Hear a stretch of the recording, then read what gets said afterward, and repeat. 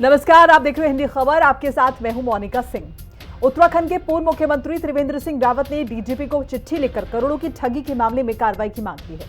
त्रिवेंद्र रावत ने पत्र में आरोपियों पर कठोर कार्रवाई के लिए डीजीपी से कहा है। त्रिवेंद्र रावत का 18 जुलाई को लिखा गया पत्र वायरल हो गया, जिस पर बवाल मच गया है। कांग्रेस ने कहा है कि त्रिवेंद्र सिंह रावत के डीजीपी को लिखी चिट्ठी से साफ है कि राज्य में कानून व्यवस्था की हालत कितनी बदतर हो चुकी है। एक रिपोर्ट।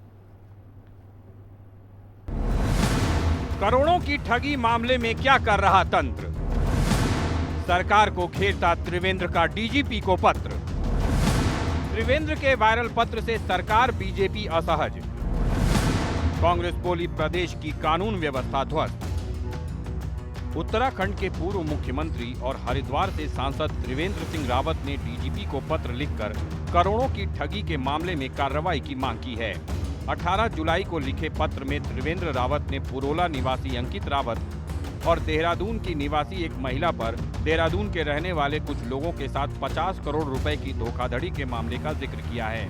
त्रिवेंद्र रावत ने इस मामले में संबंधित थानों में मुकदमा दर्ज होने के बावजूद संतोषजनक कार्रवाई नहीं होने को शर्मनाक और चिंताजनक बताया है। त्रिवेंद्र रावत ने पत्र में आरोपियों पर कठोर कार्रवाई करके उन्हें इसकी जानकारी उपलब्ध कराने के लिए डीजीपी से कहा है। त्रिवेंद्र रावत का पत्र सोशल मीडिया में वायरल हो गया है, जिस पर बवाल मच गया है। इस पत्र के बारे में सांसद त्रिवेंद्र रावत ने कहा है कि जनता ने इतने प्रचंड बहुमत से राज्य में बीजेपी को सत्ता सौंपी है। 5 सांसद भी दिए हैं। ऐसे में तंत्र क्या कर रहा है, इसका जवाब उसे देना ही होगा। त्रिवेंद्र रावत के वायरल पत्र को लेकर कांग्रेस ने बीजेपी पर निशाना साधा है। कांग्रेस का कहना है कि पूर्व सीएम के पत्र से साफ है कि बीजेपी के राज में प्रदेश की कानून व्यवस्था कितनी लचर हो चुकी है। कांग्रेस प्रदेश उपाध्यक्ष सूर्यकांत धस्माना ने कहा कि इस मामले में आरोपी अंकित रावत जैसे ही तमाम दूसरे लोग भी सत्ता के संरक्षण और हनक में प्रदेश की जनता का खून चूस रहे हैं। तो मैंने उस समय डीजीपी को ये पत्र भेजा था। ये बहुत गंभीर विषय है और ये भी लिखा था कि मुझे आप इस पर कार्रवाई से अवगत भी कराएं। लोगों की मेहनत का पैसा इस तरह से जाएगा तो ये अच्छी चीज नहीं, न शासन के लिए अच्छी चीज है, न सरकार के लिए अच्छी चीज है, और उससे हमारी पार्टी की छवि को भी नुकसान पहुंचता है कि आखिर इतने बहुमत के साथ जनता ने हमको चुनकर भेजा है। 5 सांसद भेजे हैं, 47 विधायक भेजे हैं, एक युवा मुख्यमंत्री दिया है, तो आखिर हम कर क्या रहे हैं? और इसलिए इसका जवाब जो तंत्र है उसको देना ही पड़ेगा। त्रिवेंद्र सिंह रावत जी ने जो पत्र लिखा है डीजीपी को, उसमें उन्होंने जिस प्रकार से नाराजगी प्रकट की है और जो पता लग रहा है कहीं ना कहीं सत्ता का संरक्षण इस अंकित रावत को है। और पूरे प्रदेश के अंदर ऐसे मामले, हिमांशु चमोली का मामला अभी ताजा है, जितेंद्र नेगी ने जिस प्रकार से आत्महत्या करी, हाकम सिंह, संजय धारीवाल, ऐसे तमाम लोग भाजपा ने पैदा कर दिए प्रदेश के अंदर, जो इस समय सत्ता की हनक में, सत्ता के संरक्षण में अपने आकाओं के कहने पर प्रदेश की जनता का खून चूस रहे हैं। त्रिवेंद्र रावत ठगी मामले से पहले अवैध खनन के मुद्दे को लोकसभा में उठाकर प्रदेश सरकार और बीजेपी को असहज कर चुके हैं और अब करोड़ों की ठगी मामले में पुलिस की लचर कार्रवाई पर त्रिवेंद्र के वायरल पत्र ने बीजेपी और सरकार को कांग्रेस के निशाने पर ला दिया है। देखना होगा कि इस मामले में आरोपियों पर क्या कार्रवाई होती है, जिससे विपक्ष के साथ ही सत्ताधारी बीजेपी के सांसद के उठाए सवाल का जवाब भी मिल सके कि आखिर तंत्र क्या कर रहा है। देहरादून से संवाददाता शुभांगी भट्ट और दीपिका भंडारी के साथ ब्यूरो रिपोर्ट, हिंदी खबर।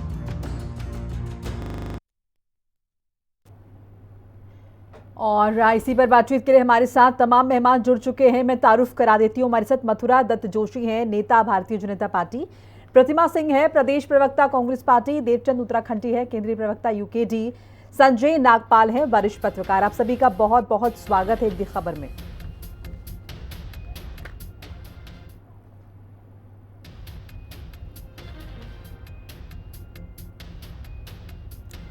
तो तमाम ये मेहमान हमारे साथ जुड़ चुके हैं। कांग्रेस सवाल उठा रही है प्रदेश के लॉ एंड ऑर्डर पर। क्योंकि जिस तरीके से त्रिवेंद्र सिंह रावत ने चिट्ठी लिखी है उसी चिट्ठी पर यहाँ पर बवाल जो है वो दिखाई दे रहा है।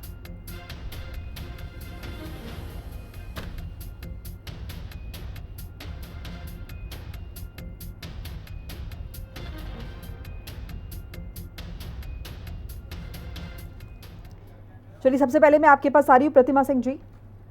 त्रिवेंद्र सिंह रावत के खत पर बवाल क्यों?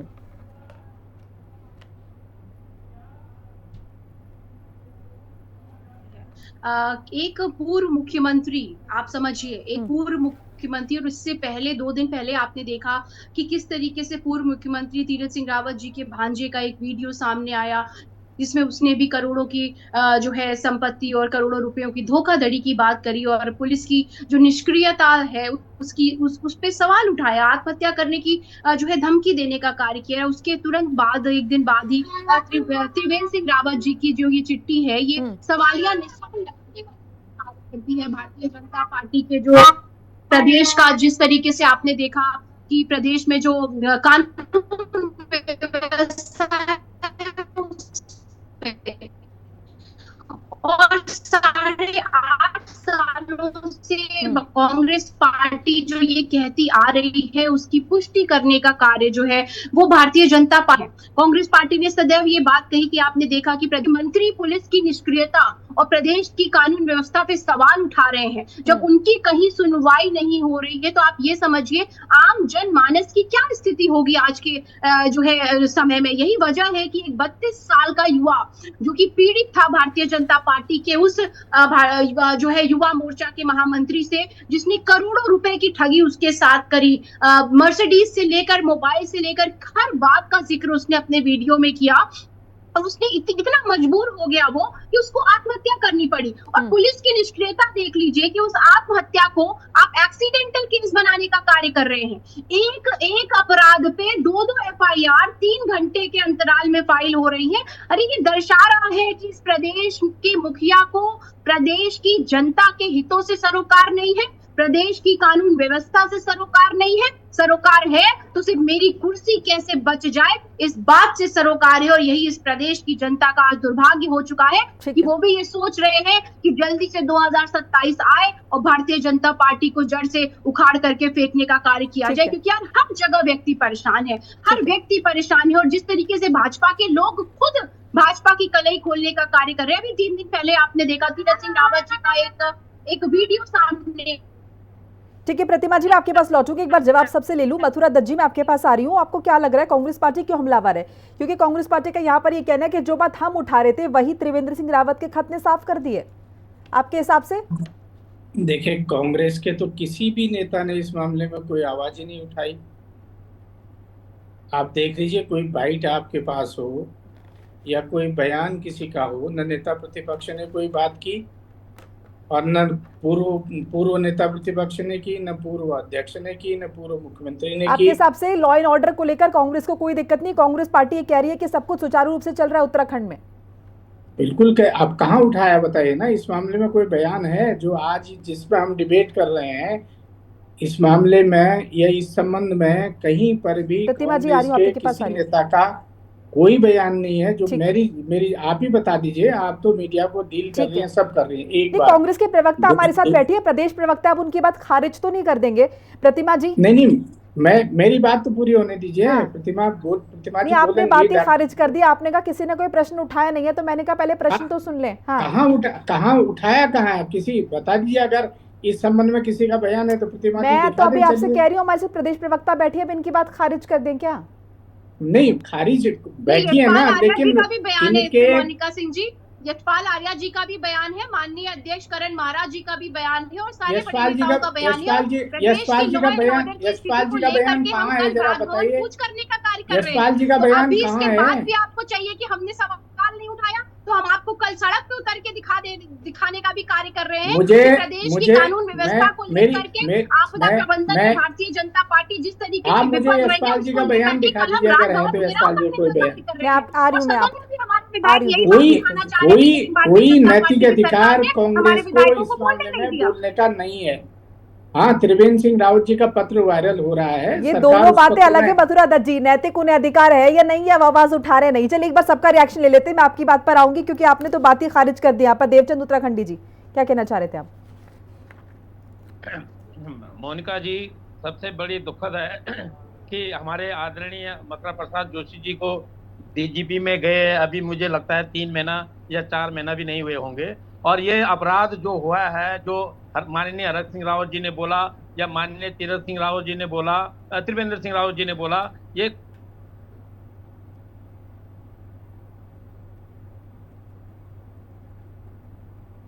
देवचंद जी आपको आवाज आ रही है मेरी? चलिए देवचंद जी मैं आपके पास लौटूंगी। संजय नागपाल जी आपका रिएक्शन ले लेते हैं। आपका बहुत बहुत स्वागत है हिंदी खबर में।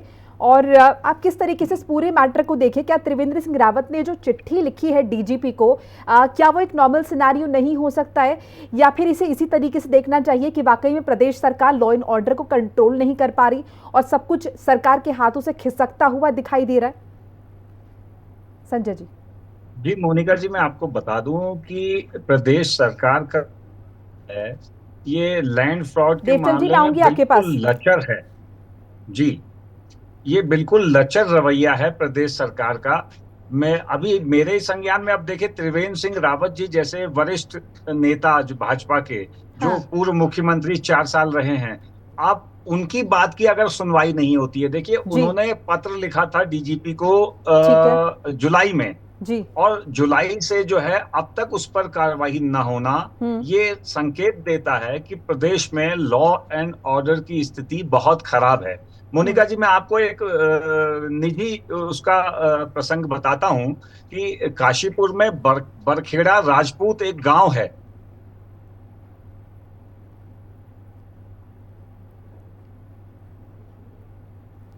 संजय जी आप सुन पा रहे हैं?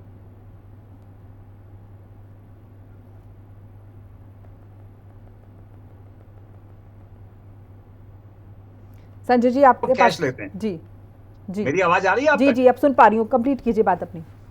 तो मैं ये कह रहा हूं कि वो लोग पैसा चेक में लेने के बाद भी जो है वो कहते हैं कि नेताओं से हमारे व्यक्तिगत संबंध है और पुलिस से संबंध है, न पुलिस उसमें कोई कार्रवाई करती है। तो लैंड फ्रॉड के मामलों में बिल्कुल प्रदेश सरकार, मुझे लगता है, बिल्कुल फेलियर है। पूरे उत्तराखंड में जो है लैंड फ्रॉड के मामले चरम पे चल रहे हैं। अगर त्रिवेंद्र सिंह रावत जी कह रहे हैं तो आप समझिए कि एक पार्टी का ही व्यक्ति, जो एक भाजपा का ही सिपाही है और पूर्व मुख्यमंत्री है, अगर वो कह रहा है तो ये बहुत बड़ी बात है।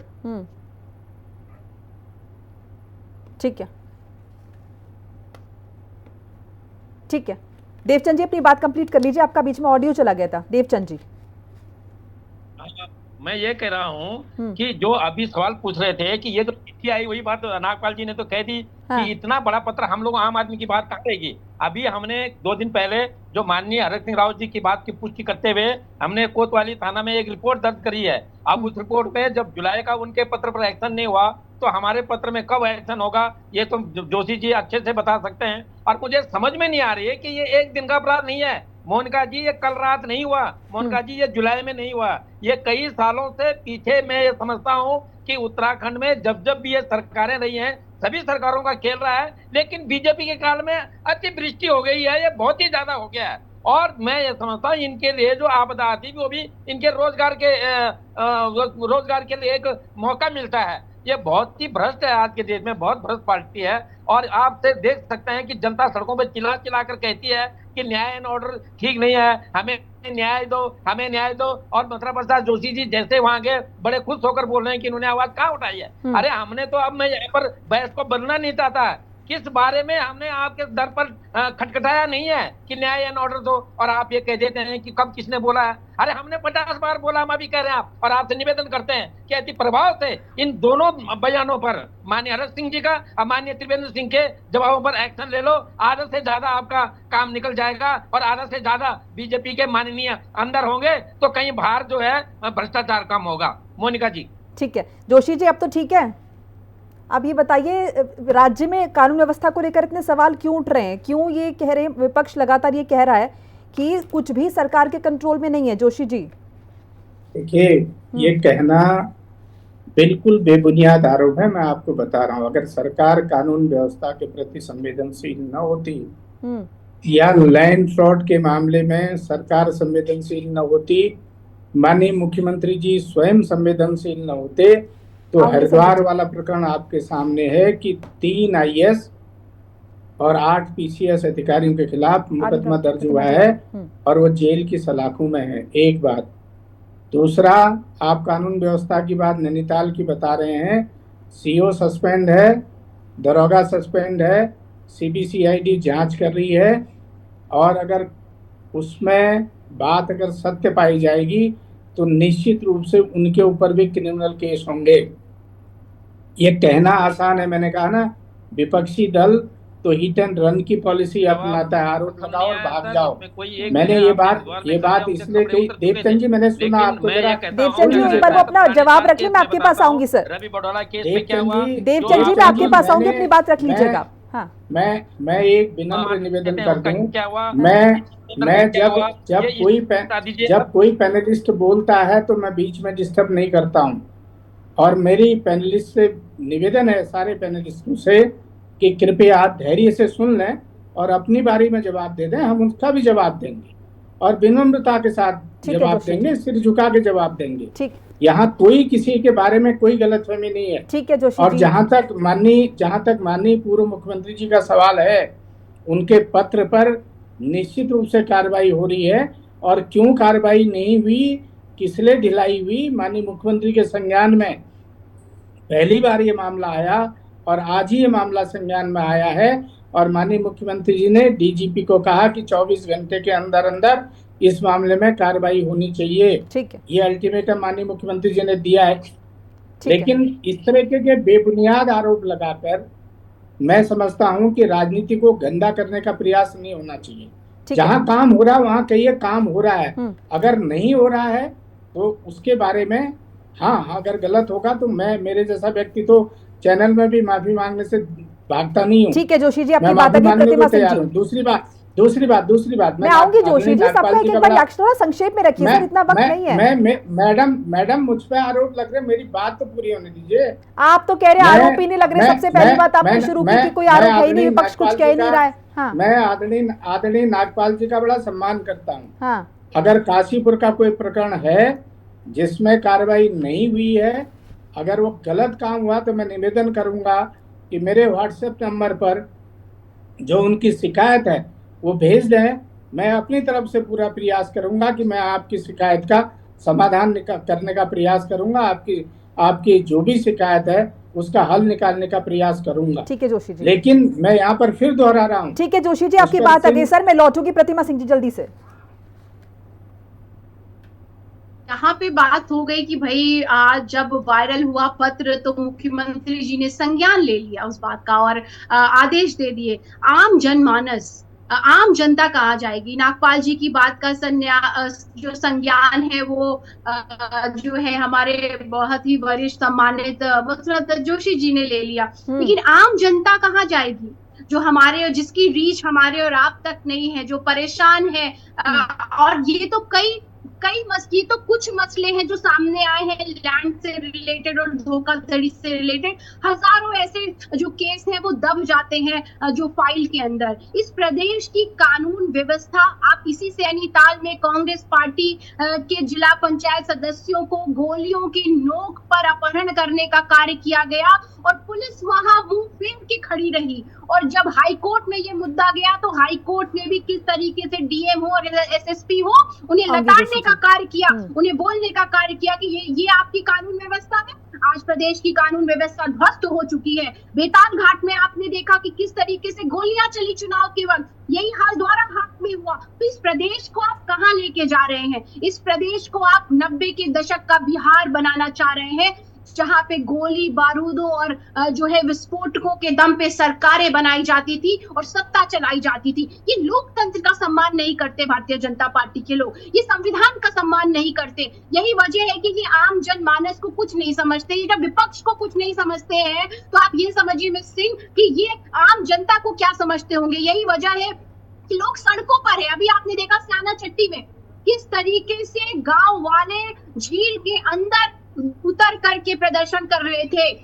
कल मुख्यमंत्री जी के काफिले को थराली में रोकने का कार्य किया गया। ये विरोध है, ये विरोध प्रदर्शन शुरू हो चुका है, ये सरकार की उल्टी गिनती शुरू हो चुकी है। अभी भी आप अगर अपने पीठ को थपथपाते रहेंगे तो मुझे लग रहा है कि 2027 में आपका जो अंत है वो बहुत जो है निकट है। अब धामी जी क्या करेंगे? धामी जी तो अपनी सीट बचाने पे लगे हुए हैं। 4 साल होने को आ रहा है, मंत्रिमंडल विस्तार तक नहीं कर पाए। सबसे महत्वपूर्ण विभाग जो आपदा प्रबंधन का है, जिसमें वो साबित हुए, वो तक उन्होंने अपने मैं लौटूंगी। संजय नागपाल जी, धामी जी जानते हैं कि भारतीय जनता पार्टी, संजय नागपाल जी आपको क्या लग रहा है, रीजन क्या हो सकते हैं? देखिए बीजेपी माने ना माने, लेकिन आपको क्या लगता है स्टेट में लॉ एंड ऑर्डर को लेकर इतने चैलेंजेस क्यों आ रहे हैं? गिराने पे आमादा हो जाए। देखिए, मैं आपसे एक मोनिका जी ये बात कहना चाहता हूं कि जहां पर धन की बहुत ज्यादा इन्वॉल्व होता है, जहां पर पैसा बहुत ज्यादा जिन मामलों में इन्वॉल्व होता है, वहीं से भ्रष्टाचार शुरू होता है। तो त्रिवेंद्र रावत जी भी भ्रष्टाचार के लिए कह रहे थे, तीरथ रावत जी भी भ्रष्टाचार बहुत ज्यादा उत्तराखंड में फैल रहा है।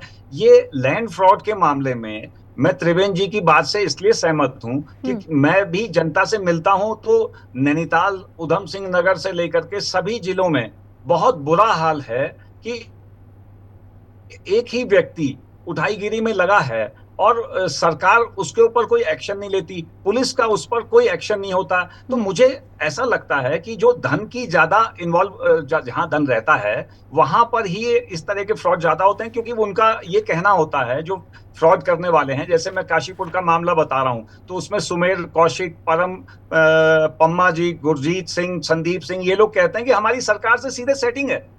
अब बताइए, ये तो बहुत दुर्भाग्यपूर्ण है कि अगर सरकार से और पुलिस से सेटिंग करके आप लैंड फ्रॉड के मामलों को अंजाम दे रहे हैं। तो ये उत्तराखंड के लिए हमने ऐसा नहीं सोचा था कि उत्तराखंड ऐसा बनेगा हमारा। ठीक है जोशी जी।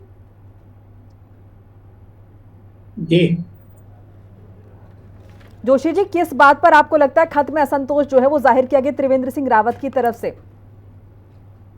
पुलिस प्रशासन, पुलिस एडमिनिस्ट्रेशन काम नहीं कर रहा है जी? नहीं, उनका अपना संतोष बिल्कुल जायज है। वो वरिष्ठतम नेता हैं, पूर्व मुख्यमंत्री रहे हैं। अगर किसी बात में डीजीपी ने उनकी बात में एक्शन नहीं लिया तो निश्चित रूप से उनका रोष जायज है। उसकी रोष का समाधान करने का प्रयास किया जा रहा है। और कहीं पर भी ऐसी बात नहीं है कि हर चीज में वो सवाल ही खड़े कर दे रहे। ये भी नहीं है, सरकार के हर कार्य में सवाल खड़े करने की मंशा किसी भी नेता की नहीं है। न कांग्रेस की तरह भाजपा में सिरफुटोबल है, ये तो कांग्रेस के अंदर होता है सिरफुटोबल। हर नेता एक दूसरे के सिर पर मारने को तैयार है ना, देख रहे हैं हम लोग सब। तो तिवारी जी, मैं तो बहुत वर्षों तक देखा हूँ और आज भी देख रहा हूँ। अभी तो वो ठीक है, आप प्रवक्ता हैं, आप उसको डिफेंड करेंगे। मैंने इसलिए कहा कि नेता प्रतिपक्ष कुछ और बोल रहे हैं, अध्यक्ष जी कुछ और बोल रहे हैं, हरीश रावत जी आज कुछ और बोल रहे हैं। आज हरीश रावत जी का ट्वीट पढ़ लीजिए, क्या क्या कह रखा है, किसको कह रखा है। तो कांग्रेस के लोगों का आप यकीन नहीं कर सकते क्या कह रहे हैं। नहीं, लेकिन यहाँ पे तो त्रिवेंद्र रावत जी चिट्ठी लिख रहे हैं ना, कांग्रेस ने उसके बाद तंज कैसा है? किस भूमिका में रहते हैं, किस भूमिका में रहेंगे और किस भूमिका में थे, यही पता नहीं चलेगा अभी कांग्रेस के नेताओं का। ठीक है, माननीय मुख्यमंत्री, पूर्व मुख्यमंत्री जी ने जो सवाल खड़े किए हैं, सरकार उन सवालों को देखेगी, उनकी जांच करेगी और निश्चित रूप से अगर उसमें कहीं कोई गड़बड़ी होगी तो निश्चित रूप से ऐसे अधिकारियों के खिलाफ कार्रवाई होगी। किसी भी अधिकारी को बकसने के मूड में माननीय मुख्यमंत्री जी नहीं है और हमारी सरकार जीरो टॉलरेंस की सरकार है। और माननीय मुख्यमंत्री जी पुष्कर सिंह धामी जी बहुत संवेदनशील हैं और ये पहले मुख्यमंत्री होंगे भारतीय जनता पार्टी में आईएएस अधिकारियों को भी जेल भेजने का काम किया है। आईएएस अधिकारी भी जेल गए। जी जोशी जी, बात आपकी आ गई है। बात कही है कि आप दूसरों के घर में ताक झांक बंद कर दीजिए और हमारे घर में फुटबॉल देख लीजिए। त्रिवेंद्र सिंह रावत जी भरे सदन में धामी जी को खनन माफिया कह देते हैं। आप ही ने बात छेड़ी पहले, मैं इसलिए कह रहा हूँ आपके नेताओं की क्या हालत है। ठीक है प्रतिमा जी। देवचंद जी, आपको मेरी आवाज आ रही है? बयान के बाद कितनी बड़ी बातें होगी।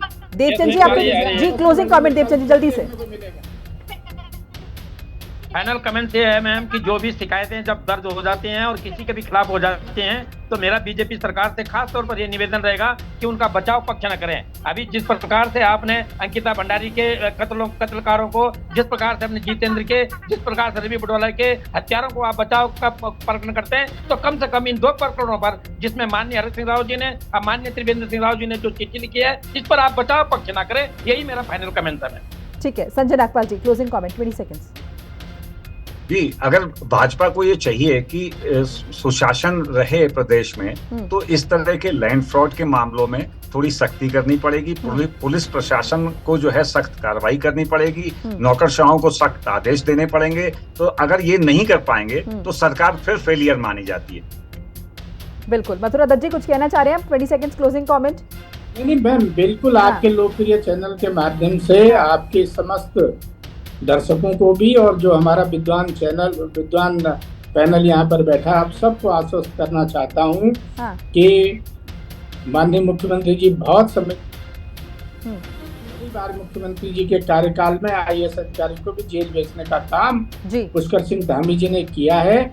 और आगे भी अगर भ्रष्टाचार का मामला जो सामने आएगा, निश्चित रूप से ऐसे अधिकारी कर्मचारी, चाहे कोई सफेद पोस्ट भी होंगे, बड़े से बड़े नेता भी होंगे, तो उनके खिलाफ भी कार्रवाई करने से माननीय मुख्यमंत्री। चलिए सर, समय समाप्ति की घोषणा। आप सभी मेहमानों का बहुत बहुत शुक्रिया हमारे साथ जुड़ने के लिए, अपनी कीमती राय खबर के माध्यम से साझा करने के लिए। तो राज्य में लॉ एंड ऑर्डर लचर है, ये कहना है विपक्ष का, और सरकार लगातार कह रही है कि हम इस पर काम कर रहे हैं और सारी स्थितियां जो है एकदम ठीक है। जरूरत पड़ने पर जो भी कदम होंगे वो उठाए जाएंगे। त्रिवेंद्र सिंह रावत के खत पर जाहिर तौर पर यह सवाल उठा है और कांग्रेस पार्टी ने कहा है कि इसी बात का जिक्र तो हम भी लंबे समय से कर रहे थे। अब चलिए बीजेपी के सांसद ने ही इस बात को मान लिया है। बुलेटिन में फिलहाल इतने। खबरें लगातार जारी। नमस्कार।